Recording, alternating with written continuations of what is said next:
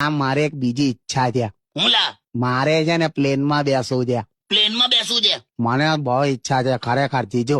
મેં તો હજી પણ હેલિકોપ્ટર ઉડતું જાય ને તો નીચે ઉભો ઉભો ટાટા ટાટા કરું છું. તું એ જ કર. અરે બેસાડો ને હવે એને.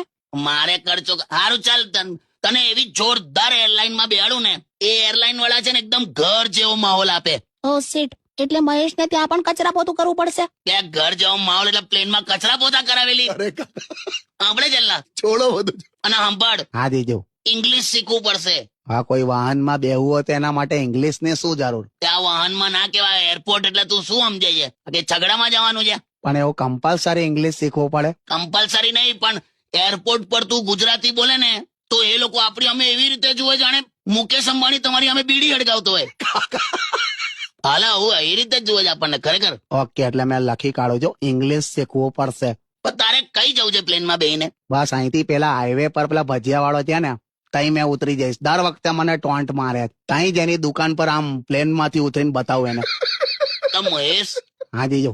આ ઉત્તરાયણમાં ચગેલી તુક્કલ છે લા, ગમે તેના ઘરમાં ઉતરી જાય. તું છે ને ભાઈ પહેલા પ્લેન વિશે શીખી લે. નહીં, ચલાવું નહીં. ડોબા બેસવાનું કઉ છું. અરે બધું છોડ મહેશ, તું પ્લેનમાં બેસવાનું જવા દે, મંડપમાં બેસવાનું વિચાર. હવે આ અલગ મુદ્દો ચાલુ થયો. તું જવા દે લા, મારે તને જેમાં બેહાડો ત્યાં બેહાડીશ. હટ.